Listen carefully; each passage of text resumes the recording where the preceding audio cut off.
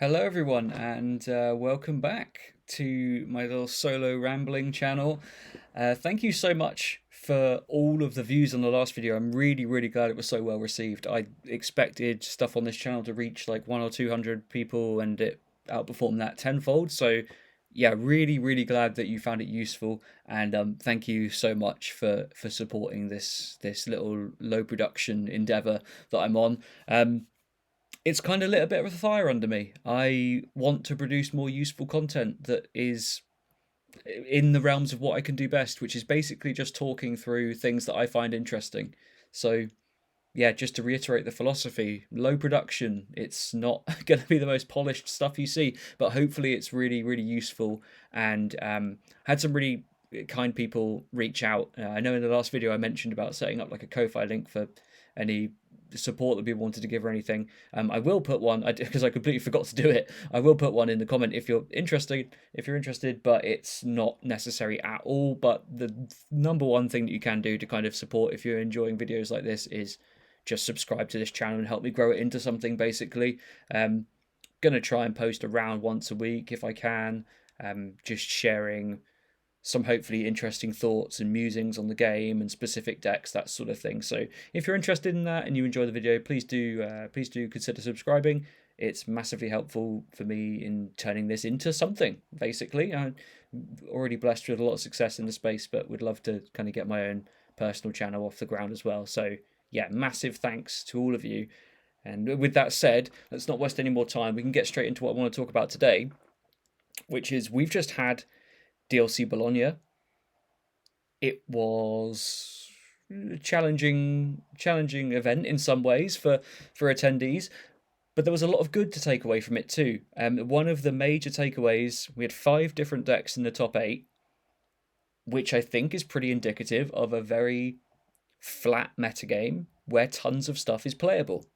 And that's very good from a diversity point of view. We don't want to play games where you could only really play 1 or 2 decks, where you feel priced into a particular sort of top of meta strategy.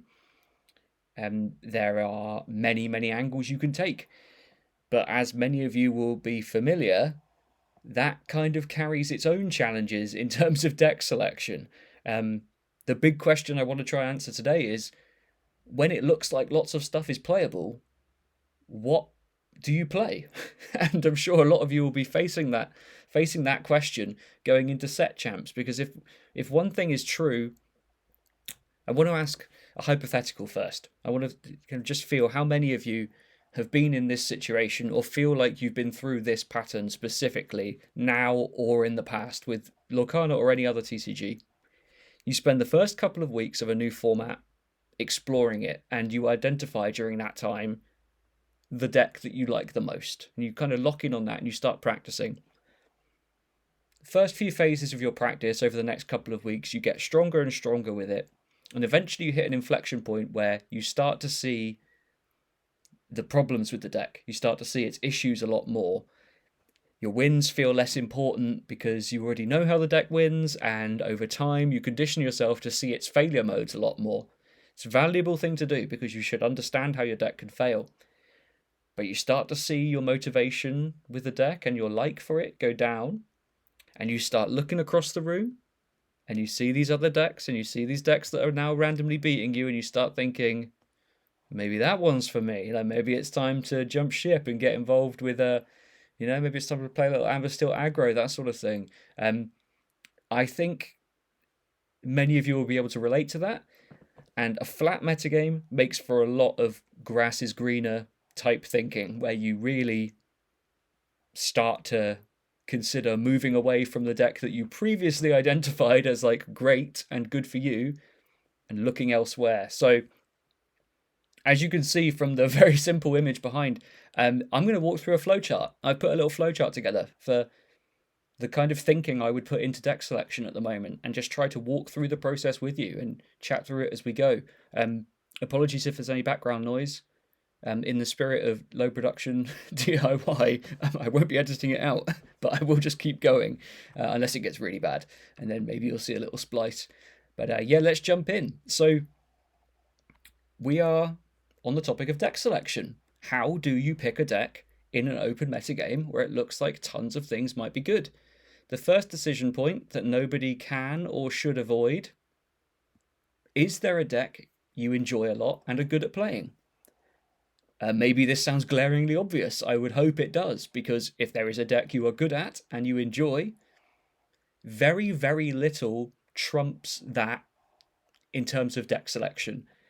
And the big point I want to raise around this question is, I believe there are edges to be found in specific tournament environments, in specific rooms within this format, but only marginal ones. There are many reasons to play each of the main established decks in the format, and each one of them has the ability to prey on a specific metagame share of the other decks. But you're only really operating within like a often 5 to 10% gain in some matchups. All of that to say, most of the time those gains will not mitigate the benefit you gain from playing something you're more experienced with. I hope that makes sense. So you maybe have 250 games of your favorite deck, you've learned it inside out, and then you start to see that you're struggling into a certain other deck. Maybe that deck starts to look more appealing to you. You start thinking, maybe I'll run that at a set championship or similar. And then you expect to see better results with that. Often, any marginal gains that a list offers you are going to be outweighed by your own experience, and specifically that part about enjoyment. It's really hard to win when you're not having fun unless you are coded in a very, very specific way. I would always advocate for playing something that you truly enjoy and finding the playstyle you enjoy. So if you are at this stage where you have found something that you can point to and say, you know what, this is my playstyle, this is what I like, I have many, many reps and I'm comfortable with a deck, you should skip straight to this yes phase, which is play that deck. Unsurprisingly, you like it and it's good. Play that deck, unless there is only one sort of escape clause that I would build in here, which is, do you expect your favorite deck to be heavily countered for any reason? As I said, there are edges to be gained in certain rooms. The flip side of that is that it is possible for any one deck to be effectively frozen out of its ability to kind of win a tournament by an overrepresentation of another specific deck. They all have these one bad matchup that might be overrepresented in a room. Even if you felt comfortable that you were like the best Blurple player in the world, if you went into a room that was 100% your worst matchup and everyone else there was specifically turned up to counter you, you would have a very tough day. And at that point, you can consider something else. You might be, that's the only case where I'd really think, let's move off option A onto something else. So no, if you don't think you're going to be heavily countered, great, you're at the end, you found your deck. Very short journey, well done you. But if you do think you could be countered, you're going to join this decision tree with the rest of us. Everybody else that does not have a deck they enjoy. So from here on out, we're talking about Greenfield, presuming everyone is open to playing everything. You understand that for whatever reason, there is either not a deck that you fully enjoy and are locked into, or you feel that's being countered, so you're back to the drawing board and back to selecting whatever. First big question at that point: do you think you have a good read on the metagame you're walking into? This is very, very important. As I said, it all depends on the makeup of that room. Do you know what decks people are going to be on, or are likely to be on within that room? If not, let's take the no route. If not, the next big question to answer is, do you have access to Dumbos? It's quite an important question, actually, because the two decks that I feel are most powerful in a vacuum, i.e. what I would always play if I didn't have a specific read on a room, are Blurple and Purple Steel. Both of them are exceptionally good. So if your answer is, no, I don't have a read, yes, I do have Dumbos, congratulations, you have also reached the end of the chain. Just play Blurple or Purple Steel. Both of them have very strong matchup spreads. In most rooms, you're going to find a majority positive matchups, and if you have the Dumbos, you are qualified to play that deck, and you have the main thing you need. But I build this question in because I recognise that for a lot of people, they don't have them. They're pretty expensive, and they're kind of hard to come by at the moment. Supply is short, so yeah, that question is built in. So the no condition on that then, what would I do if I had no read on a room and I didn't have Dumbos? I would just play Amber Steel Aggro or Amber Emerald Dogs. So the other thing, sorry, I should have mentioned this at the top of the video. I'm assuming for this discussion that most people will have access to stock lists for most of these decks. I'm not going through lists and individual card recommendations, only through the decisioning process to arrive at which deck I would play under which conditions and how you could do the same to determine which deck might be right for you. So you won't see a lot of mention of rogue lists here, but hopefully through resources like Inkdex, you can track down your sort of sample lists, and I would just default to whichever one's placed highly in Bologna at the moment. It makes the most sense to me. There are plenty of other versions you could play of all these cards, all these decks, sorry, but yeah, I would default to that for now. So, no read on the room, no Dumbos, Amber Steel Aggro or Dogs, both extremely potent, aggressive decks that don't have quite as good of a matchup spread into the field as Blurple and Purple Steel, but have strong enough ones that you could confidently pick these decks up, learn them within a reasonable time frame, and perform to a decent standard. So, what do we do then if we do understand the metagame we're walking into? And this will be the position for lots of people heading into set championships. Lots of people will understand the landscape of their stores, their local stores that they play in. I'm just going to have a drink 1 second.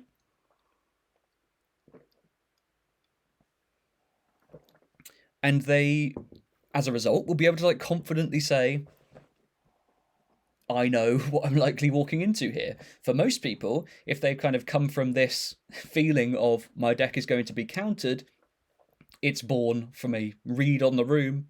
Everyone is playing something that's going to beat me. I am scared. What is my new deck going to be? So, if you do have a read on the room you're walking into, the question is there a particular deck you expect to be over or underrepresented? And this is the big question of big questions. What is it that there is a lot of or not a lot of? And in each case, what can you pick or not pick to have the best chance into those rooms? So under here, I have built out some decision trees for each of the 5 main decks. Blurple. Let's look at Blurple first. If there is a lot of Blurple, you are going to want to avoid Purple Steel. So if you were on it previously, you might want to consider not playing it because based on matchup data, I know anecdotally some people won't agree with all these conclusions. We're getting to the point where I personally know some Purple Steels players who don't hate their Blurple matchup, but the aggregated metagame data suggests that that Blurple is the hardest matchup for Purple Steel. Outside of that, has a very, very good matchup spread, which is why if your read on the room is very little to no Blurple, which would be an extremely rare environment to find this set, given how high its representation has been, if you did find yourself in that environment, the natural conclusion is play Purple Steel because the metagame data shows that it has an incredible matchup against everything other than Blurple, basically. In your rock, paper, scissors setup, it is your scissors, where Blurple is your rock. All of the decks that all of the fast decks people are building and playing to capitalize on the big Blurple representation, Purple Steel eats them alive, and as such becomes your default choice if you felt like the room wasn't going to have a lot of Blurple in it. So, like I say, you start out with no idea of what you're going to play, but you understand that the room is really light on Blurple. It's only one thing to know. You might know that no players at my local shop are playing Blurple. Immediately, I would be pushed towards Purple Steel. I would think, on balance, that's going to be a pretty wise choice for you. Let's hop over to Amber Steel Aggro. So, This is one of those very fast decks that can cause problems for Blurple. If there is a lot of Amber Steel aggro around, you were considering playing Blurple, you might want to avoid it. If there's very, very little of it, you might think, excellent, it's a decent Blurple field. You're not going to get too run over by these very, very fast draws. I don't think the Blurple matchup into aggro is as polarized as some people think it is. I think Blurple is pretty good at shutting down aggro, but the lower representation of aggro you've got, and this is perhaps even more true for the Dogs deck than Amber Steel aggro. The lower representation of aggro, the better Blurple starts looking, because it's so grindy and it can eat alive all of these mid-range type decks. So less of those represented, Blurple goes up. If you comfortably felt like very little aggro, Blurple is the first place I look. And indeed, it is the level 1 of the format. So these are the conditions that make that even sort of more pronounced. So that is really where I would be looking. I think that makes Blurple a solid choice. If you felt like there was going to be lots of Amber Emerald Dogs aggro, you would immediately jump if there was going to be like an outsized amount of it. Like you felt like a quarter or more of the room was going to be all running these dog decks, whether it's Under the Sea or Chromicon. Immediately I would look to Purple Steel, because it has one of the most polarized matchups by data that seem to be around at the moment. Purple Steel looks like it roundly crushes these decks. So yeah, that's a pretty open and shut case. I would largely agree with what the data says there. It feels pretty favored for Purple Steel. On the flip side, if there's no aggro, no Dogs aggro, just as we kind of said with Amber Steel, you start to consider Blurple, because that lower aggro representation creates a more favourable field for Blurple. You could also consider Amber Steel, because it's a very, very potent aggro deck. That in a Dogs is one of these decks that kind of threatens to go way, way faster, and you might want to just take this alternate aggro route into a room with no Dogs, because you're then gonna be playing more of the favourable matchups for aggro without also, I guess, just defaulting to playing Dogs yourself.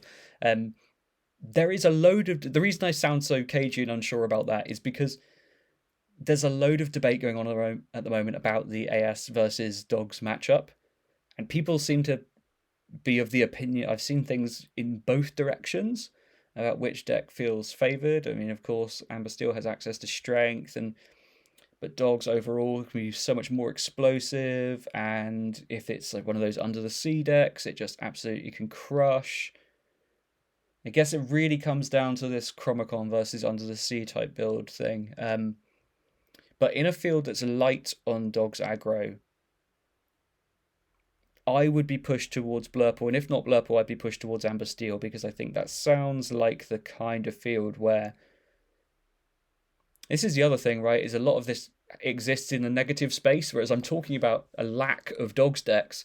The more people that aren't playing aggro, the more people are playing other things, which can be soft to aggro. So like a light... It all goes a bit cyclical. A light amount of Dogs incentivizes Blurple, which pushes you to something which has a good Blurple matchup, right? So again, that's what pushes me towards Amber Steel. I don't think it's maybe a perfect read, but I think either of these two decks would likely shine under those conditions, and I'd be comfortable playing either of them. Green-blue.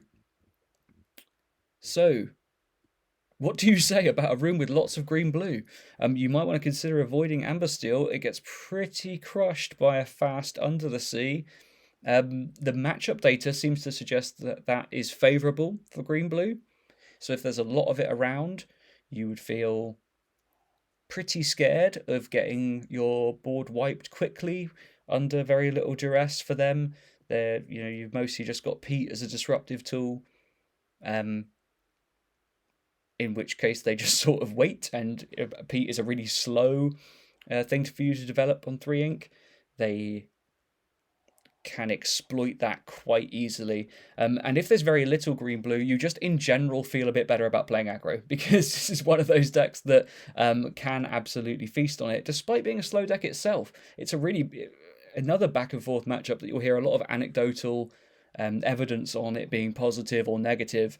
But I think in general, the sort of fewer things that are threatening to under the sea you, the more comfortable you can just feel with an aggro pick for that room.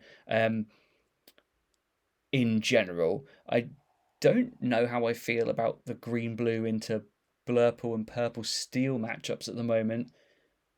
I've not really been exposed to a huge amount of that. I know at the start people really felt like green blue was favoured into blurple, so a lot of green blue would also push you away from blurple, but I think they've kind of pulled that matchup back a little bit.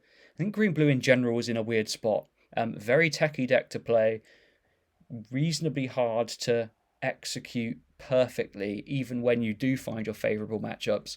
So in general, if I was playing against green blue, I would probably just feel at my worst if I was playing a linear aggro deck that was threatening to get under the seed. So yeah, if there's a lot of it around, those dogs decks can get really blown out by it. Although they're quite, if they're playing Ursula, they're more resilient than Amber Steel. It's a little easier to weave that disruption in, but that's going to push you away from aggro a little bit. And if there isn't much of it around, that might tell you that an aggro deck, and it's another tick on the list for Amber Steel or dogs. And then finally we have Purple Steel. Again, this is one of the most open and shut cases. If you're playing in a store or tournament environment with a ton of Purple Steel, jamming Blurple is your best matchup. The data suggests that. You should just run Blurple if you can and have access to it, because the matchup there is fantastic and will give you the best chance of crushing that tournament. On the flip side, if you know that nobody plays Purple Steel, you can, again, in a similar way to green blue, just generally feel a bit better about playing aggro. So in that rock, paper, scissors dynamic where Blurple is rock, all of the aggro decks that have a good matchup against Blurple are your paper, and then Purple Steel, and maybe a little bit of green blue, but not really. I don't know. Primarily Purple Steel is your scissors. Purple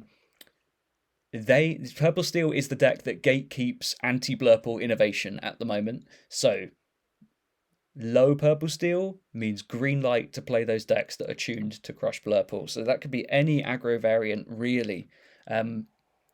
That could be, Amber Steel, dogs, even some of these more niche aggro decks, Green Steel Chromicon. They all find reasonable matchups against Blurple, and they all overwhelmingly find terrible matchups against Purple Steel. It's got some of the best numbers in the whole format into them at the moment. So if my read was low Purple Steel, that's your green light to play these decks that you know. If Purple Steel wasn't around, they would really be feasting on Blurple pretty freely. So you do have, overall, just to go back, that's the end of all the trees. It's a very open format. The rock, paper, scissors formula is really well established. If you play any of these 5 main decks, and even like there are some other rogue decks like Green Steel, there are multiple variations of these 5 decks that I've just gone through that all look pretty valid. You can't really miss because they all have a reasonable matchup spread. The best matchup spreads by far are Purple Steel and Blurple, but there is always a condition that makes everything look favourable, and I hope that's kind of what I've tried to show through this flowchart exercise. Is every deck is capable of winning tournaments, and if you have a decent read on what the conditions are, there is a specific condition that would make each deck look really positive. Outside of green blue, actually, I didn't flag up anything where I suggested playing green blue. I don't know what that says about the deck. I'm certainly not a master. You'd have to ask somebody else. But the principle, I think, holds up, which is that a decent read on the room enables you to find like the weakness and pick the right deck for the weekend. And that kind of is, to my mind, like the biggest way you can gain an edge in this format at the moment. I think in terms of creative deck building, most things that are on that tier 2 sort of rogue side. So thinking about like the green purple build that came from the Justice and a lot of the team in the UK out of the Bologna weekend. Now that has an incredible Blurple matchup, and I think that in general is indicative of like where the space for innovation is at the moment.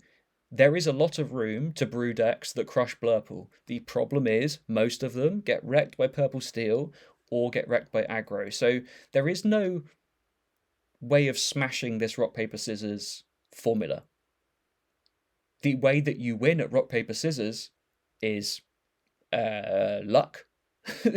In rock paper scissors, you can just pick the right thing by chance, or if you had a way of knowing what your opponent was going to throw before you threw your sign, I guess, if you knew what your opponent was going to throw, you would win 100% of the time. That's the great thing about a rock paper scissors metagame, is if you can read it and make an astute guess on what's going to be over or underrepresented, it's a massive opportunity to gain an edge. I think in a big field tournament, so something like DLC Milwaukee is coming up, you couldn't realistically count on just I just get lucky. Some people will, but the bigger the field, the more chance it is that things average out, if that makes sense. Like a 20-person set champs, yeah, 20-person set championship, that you really could have a field with no Blurple. You're never going to have a DLC with no Blurple, if that makes sense. So the opportunities to do it get less and less as the tournaments get bigger.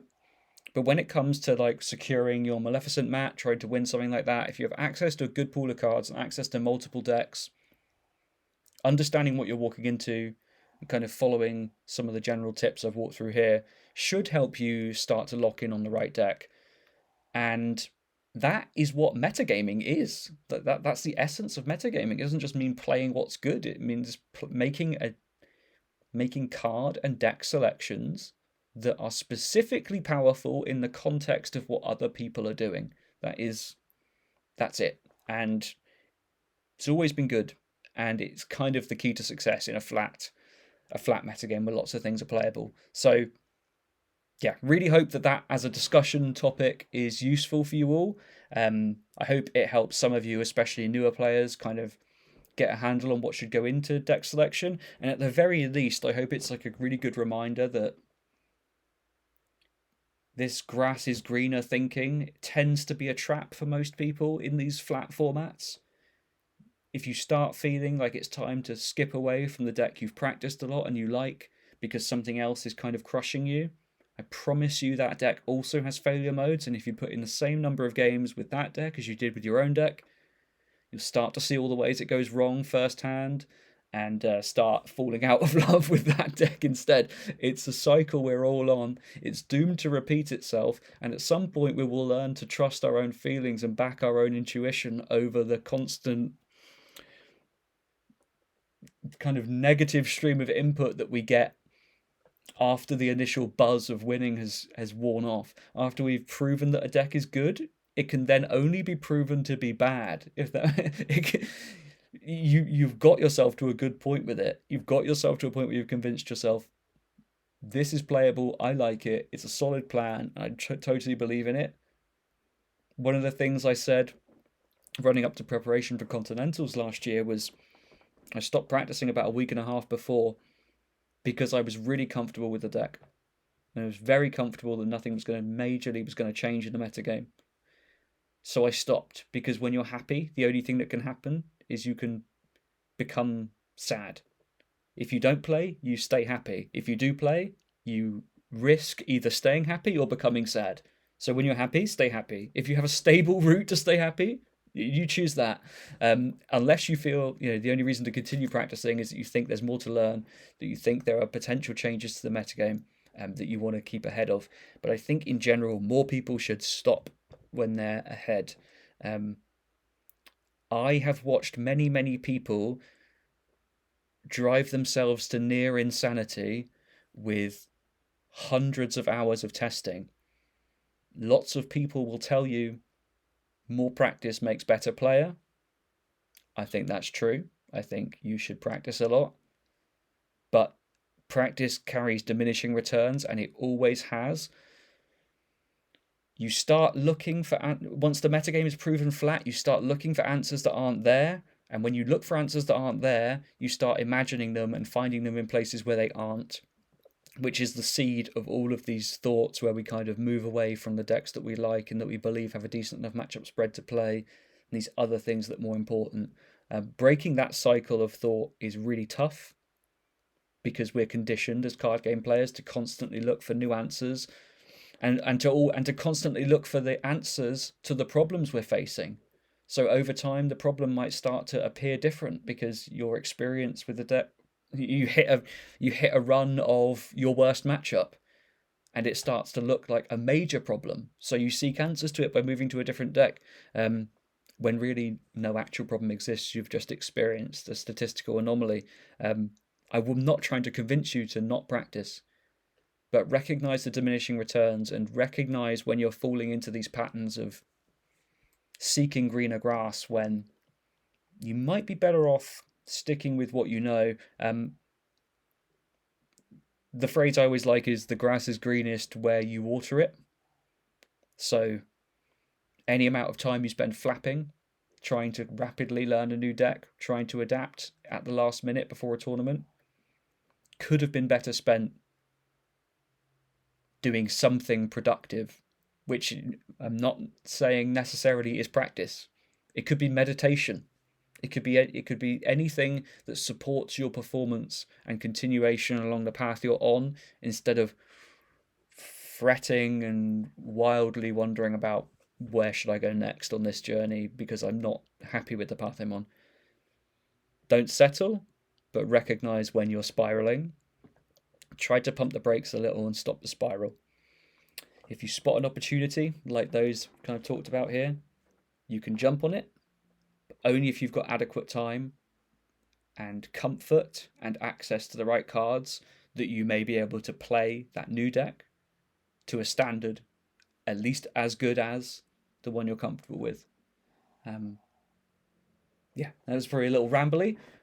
That's kind of some thoughts I've been sat on for a while. I really hope they're helpful again, and you take something away from this.